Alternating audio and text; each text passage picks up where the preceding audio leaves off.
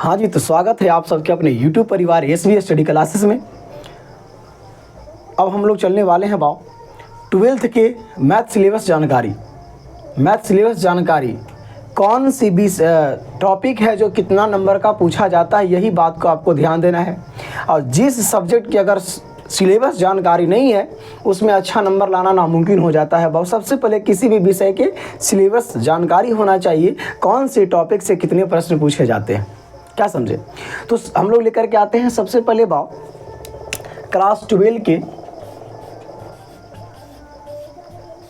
12 के math syllabus के बारे में।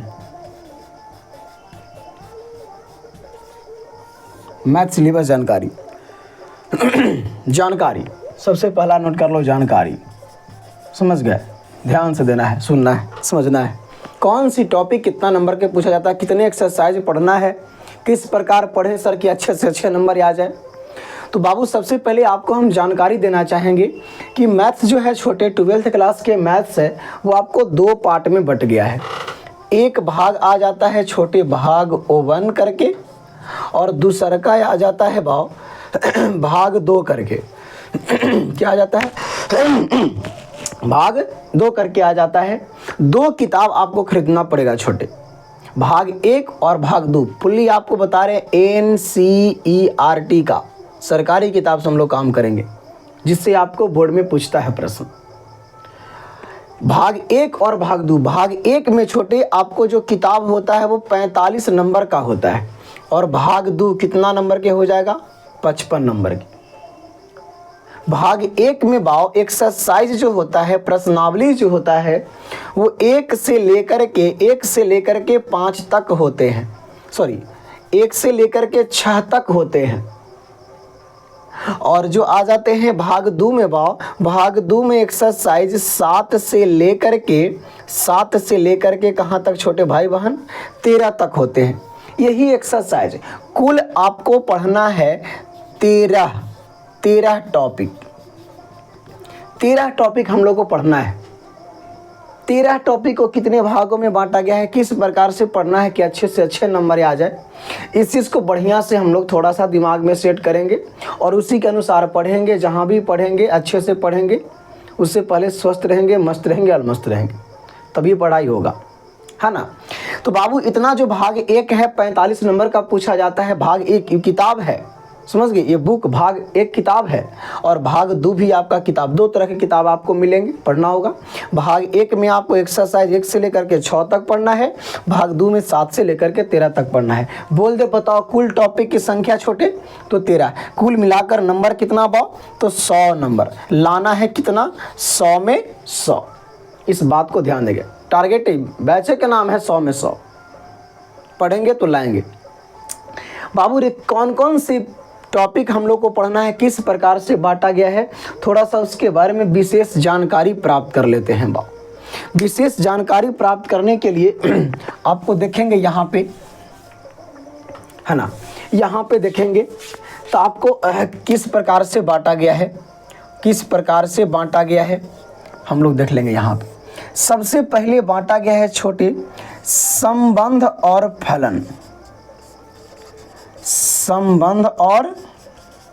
फलन, जिसको इंग्लिश में कहते हैं relation and function. Relation and function कितने नंबर के पूछे जाते हैं, कौन कौन से टॉपिक पढ़ना है, एकदम सिलेबस जानकारी बढ़िया से। रिलेशन एंड फंक्शन में छोटे एक्सरसाइज आपको प्रश्नावली 1 और 2 पढ़ना है, 1 और 2 पढ़ना है, जिसमें आपको कुल 14 नंबर के पढ़ना होता है। एग्जाम देना सिर्फ होता है, आपसे प्रश्न पूछा जाएगा 2 गुना, यानी कि 28 नंबर के पूछा जाएगा, दोनों मिला करके। एक्सरसाइज 1 और 2 मिलाकर के आपको 28 नंबर के प्रश्न बोर्ड में पूछा जाएगा। हम लोग के 14 बनाने की सक्षम उतना क्षमता होना चाहिए, तब 100 में 100 आएगा। इसका कहने का मतलब ये हुआ। दूसरा जो है बाबू वो है बीजगणित,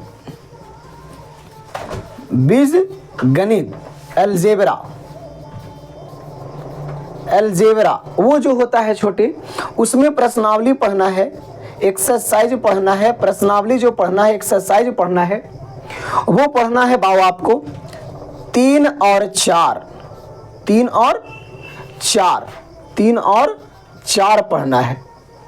ये दोनों मिलाकर के करीब छोटे, दोनों मिलाकर के करीब आपको पढ़ना है, तो ये पढ़ना है आपको करीब 16 नंबर के बाबू, दोनों मिलाकर के ये 16 नंबर को पढ़ना है।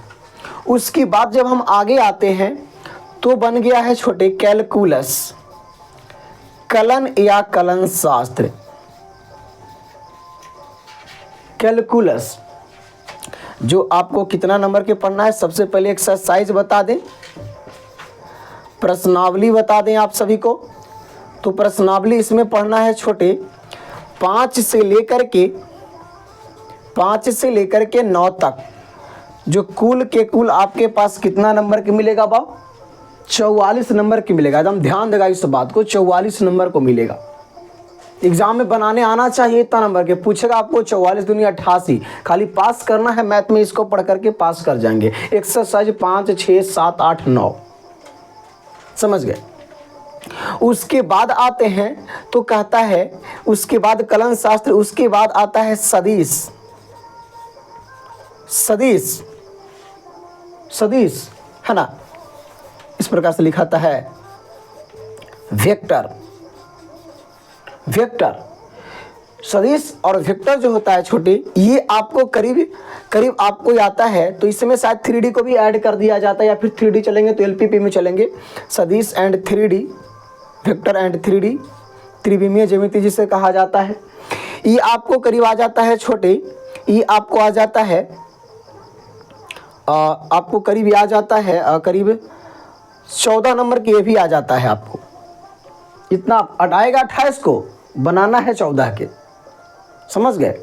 उसके बाद आ जाते हैं 12 में, इसमें पढ़ना है एक्सरसाइज नहीं बताए, प्रश्नावली इसमें पढ़ना है आपको 10 और 11, 10 और 11।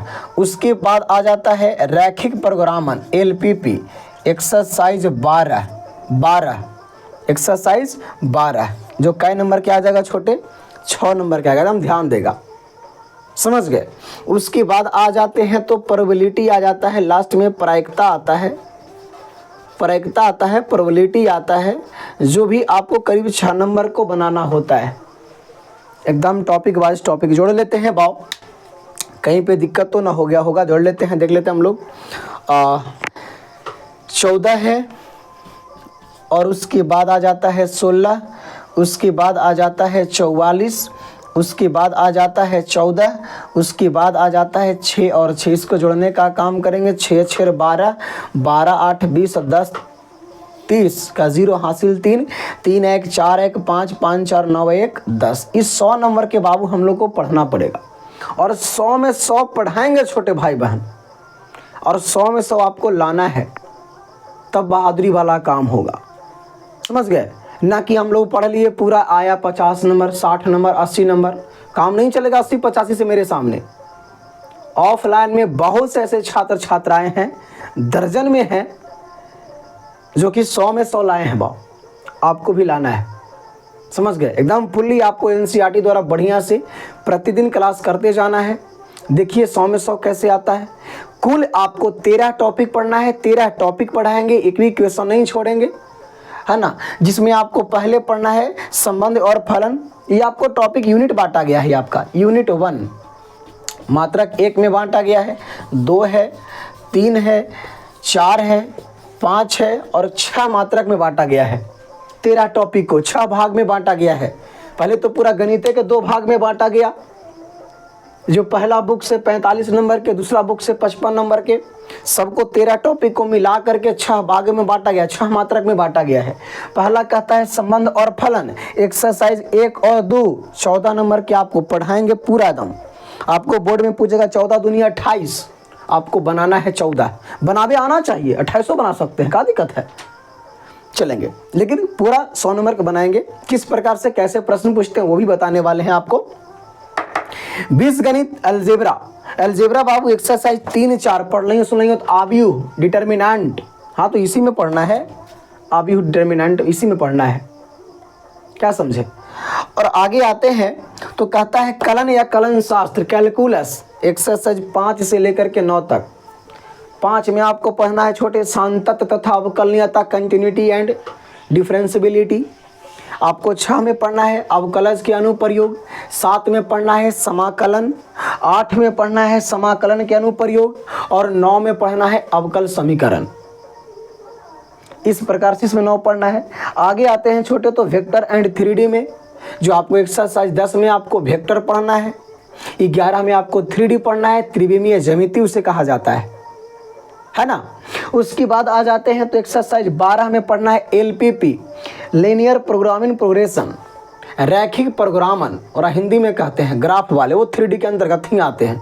वो स्पेशल एगो 5 नंबर के पूछेगा, जो कहेंगे वही पूछेगा, और उसके बाद एगो ऑब्जेक्टिव पूछेगा, जो कहेंगे वही पूछेगा। हम ध्यान देना इस बात को। 6 नंबर को प्रायिकता से भी आपको 6 नंबर को बनाना होता है, जो इस प्रकार है कि आपको सब्जेक्टिव ऑब्जेक्टिव मिलाकर के कुल 6 नंबर के बनाना होता है, प्रोबेबिलिटी से, प्रायिकता से।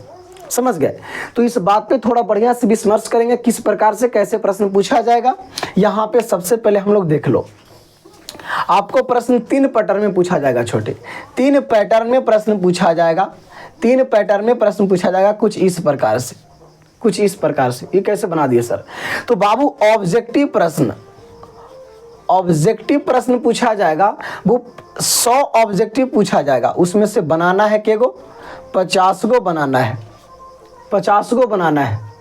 उसके बाद आते हैं छोटे 2 अंकीय, यानी उसको लघु उत्तरीय प्रश्न कहते हैं, 2 अंक वाला प्रश्न। आपको 30 प्रश्न पूछे जाते हैं, 30 प्रश्न पूछे जाते हैं। इसमें से बनाना है केगो 15, तो 15 दूनी 30 नंबर इधर से आ गया और 50 नंबर इधर से आ गया। आपको सब्जेक्टिव जो बाबू दीर्घ उत्तरीय प्रश्न, बड़े बड़े प्रश्न पूछे जाते हैं, वो आपको 20 नंबर के पूछे जाते हैं। प्रश्नों की संख्या 8 होती है, बनाना है आपको कितना है? 4 है।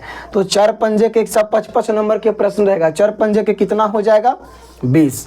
जोड़ लो, 20 30 50 50 50 100, 100 में 100 क्लियर है। इस मेथड से हम लोग जो पढ़ेंगे, जब नंबरिंग देख देख करके पढ़ेंगे, दे दे करके पढ़ेंगे, तो आपको बढ़िया से बढ़िया नंबर आने की चांसेस होगी और नंबर आएगी भी। इस बात को ध्यान देना है। बस संबंध और फलन 14 नंबर के आपको बनाने आना चाहिए। NCERT बुक से पूछा जाएगा आपको 28, जो भी आपको डायग्राम बनाए 100 नंबर का डायग्राम बनाए, पूछा जाएगा आपको 200 नंबर के, 100 गो ऑब्जेक्टिव पूछा जाएगा, 30 गो पूछा जाएगा 2 नंबर के, यानी कि 60 नंबर के पूछा जाएगा, है ना। और उसके बाद 20 नंबर के पूछा जाएगा, या आपको 40 नंबर के पूछा जाएगा सब्जेक्टिव, जो 5-5 नंबर के रहेगा। तो आपको प्रश्न दोगुना पूछे जाते हैं। बस आपको बनावे आना चाहिए आधे, कम से कम आना चाहिए आधा। ऐसा हो जाता है कि अगर इसका 14 के 14 बना दिए, इसमें से बनाना है 14, पूछा है 28, 28 बना दिए, एकरा में से 14 नंबर का हमको नहीं आ रहा है, तो छोड़ देंगे, क्या दिक्कत है? ये आपको ऊपर ले जाएगा। तो इसलिए पूरे टॉपिक को बढ़िया से पढ़ लेंगे तो पूरा नंबर आपको 100 में 100 आने की संभावना है, चांसेस है 100 में 100 आएगा भी। तो ये आपका था जो भी 12th क्लास के मैथ के सिलेबस की जानकारी था। अब हम लोग स्टार्ट जो करेंगे एक्सरसाइज 1 से, संबंध से, फलन से, रिलेशन से आपको शुरू करेंगे और अंत तक 13 तक प्रोबेबिलिटी तक ले जाएंगे। इसमें आपको घबराने की कोई ज़रूरत नहीं है, मेरे साथ बने रहेंगे। अगर इस चैनल पे नए हो तो सब्सक्राइब कर दो, ताकि अगली वीडियो अपलोड करें तो आपके पास चले जाए और इसे देख सकते हैं आप। अपने दोस्तों के पास भी इस लिंक को शेयर कर दो, क्योंकि आप ही सबके सपोर्ट से हम भी थोड़ा ऊपर बढ़ेंगे, बढ़ाने का काम करें। जिस प्रकार से हम आपको दें, हमें भी कुछ देने का काम करें। बस शेयर सब्सक्राइब, आपसे मुझे कुछ नहीं चाहिए शेयर सब्सक्राइब के अलावा। चलेंगे तो खैर आज इतना ही, बाकी फिर अगले दिन। तब तक लिए नमस्कार।